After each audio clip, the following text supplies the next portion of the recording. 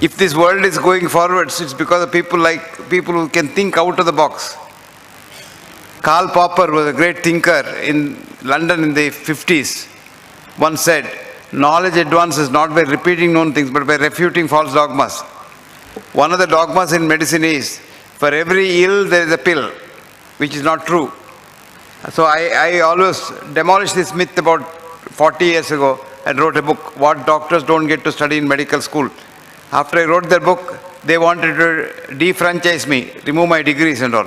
So people wrote to the MCI, remove his degrees, remove his professorship, because he has written something very much against the medicine. No. I wrote, there is no pill for every ill, but there is an ill following every pill. Like, for example, you take anything to bring down your blood sugar artificially with chemicals. That has lot of side effects. And most of the actually diabetic problems, many of them are due to the drug side effects rather than the diabetes itself. And diabetes should be controlled naturally.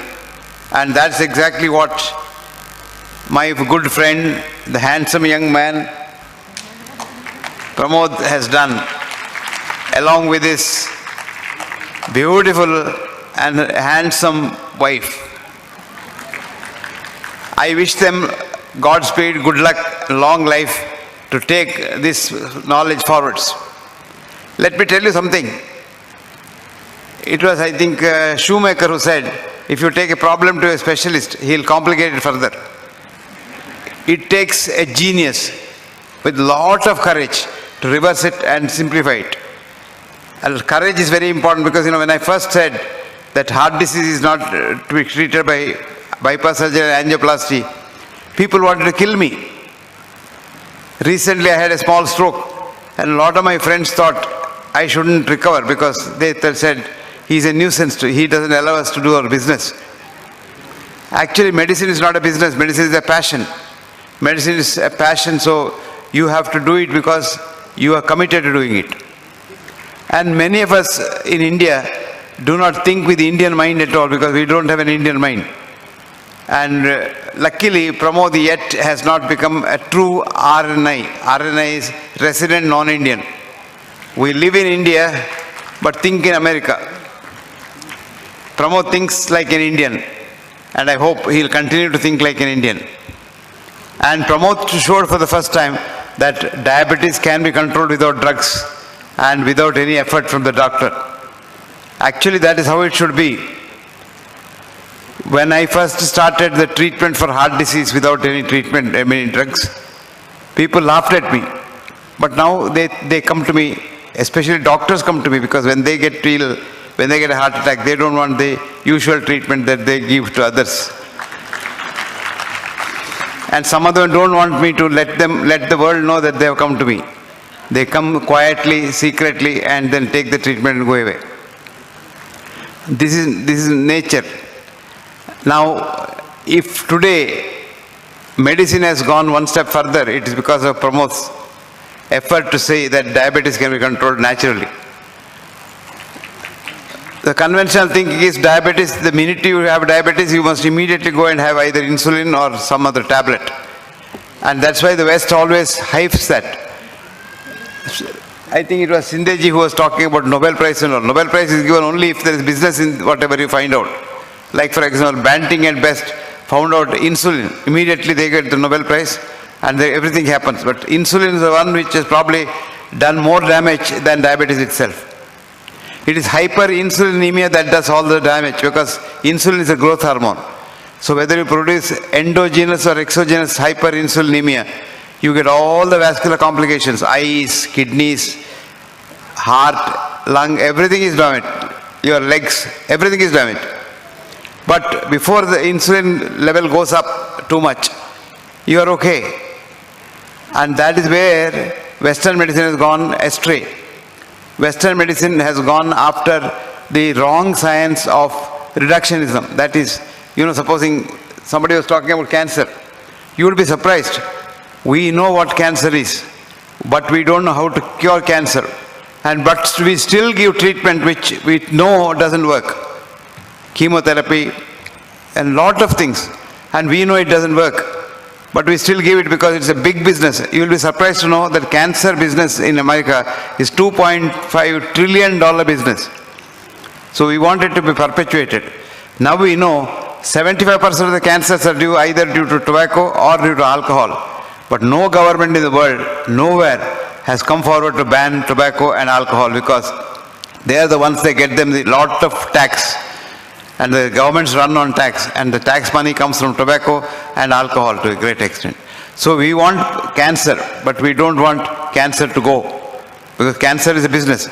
Supposing cancer business goes away, cancer disappears, you will be surprised. Industries will close. Quite a lot of industries will close. Similarly, if diabetes goes away, thanks to the efforts of Pramod, a lot of industry suffers. You imagine the industry, insulin industry is a big industry. Now insulin pen, insulin this, insulin that, continuous insulin, what have you. It's a multi-million-dollar industry.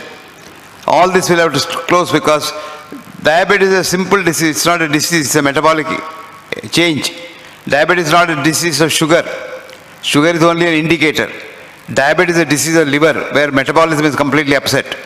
And so you have got to look after the whole human being. And the whole human being includes the most important part of the human being is human mind. Where is the mind? Never mind. Even your doctor thinks your mind is in the brain. And that's why mental diseases are treated with chemical drugs, which only affect the brain. Mind is not in the brain. Remember that. Mind is not in the brain. Mind is the consciousness. The whole human being is the mind. So if your mind is pleased, your diabetes is gone. If your mind is pleased, your heart disease is gone. If your mind is pleased, your cancer is gone. You hate somebody, your diabetes goes up. You hate somebody, you get a cancer. And you're very angry with someone and want to destroy somebody, you get hypertension and so many other diseases. Now, right from the beginning of my medical studies in the medical school, I was thinking, how are we treating human body as a machine? Human body is not a machine. You are one cell to begin with when you are made in the mother's womb. And that one cell is divided into 120 trillion cells today in your body. A human body is a colony of 120 human cells, which are human beings. Each one of them is capable of doing what a man does or a woman does. And then they love each other so much. Love one another so much, they talk to each other. And if you hate someone, which you are not supposed to do, then the cells get confused after some time. And then if you go on hating somebody, the cells get so confused that they say, why is this man doing that? Because I love everyone. Why is this man doing that? So the cells start hating each other, which is called autoimmune disease. You hear of some horrible diseases. These are all autoimmune diseases because the cells hate each other. So diabetes is also coming somewhere near there, not fully there, but somewhere near there. So the most important part is keep your mind tranquil, love the whole world, and have a healthy mind. You know what a healthy mind is? A mind with enthusiasm to work. You want to work. And enthusiasm is compassionate. You want to help somebody. And if you have these two qualities of head and heart, you probably become a human being. But our education system doesn't do that. Education system tries to give you a job and money. So big IITs and all, they say, how much does my student get salary next year? That's the yardstick. I tell them no. How many good human beings have you produced in this world? And that's the most important part of educational system. The education must aim at making healthy minds and not just wealthy carriers. If we did that, lot of more Pramods will come out. Today you make a doctor, he wants to be a specialist. And the next day he wants to drive a Audi car or a Mercedes-Benz car. And he just wants to get a gadget and put angiogram for everybody. Whoever comes to the hospital is an angiogram. And the atrocities that happen in corporate hospitals are only to be seen to be believed. Doctors are induced to do more work, so they're overdoing, over investigation, over diagnosis, over treatment. And this is accepted fact. A recent study which is published last week showed that 2,500 American doctors were interviewed, and they said 50% of what they do is not for the patient's benefit, but for their benefit. 50% of angioplasties and bypass surgeries are done for the doctor's benefit, the hospital benefit, not for the patient's benefit. And when you publish this data and try to do good to people, people don't like you.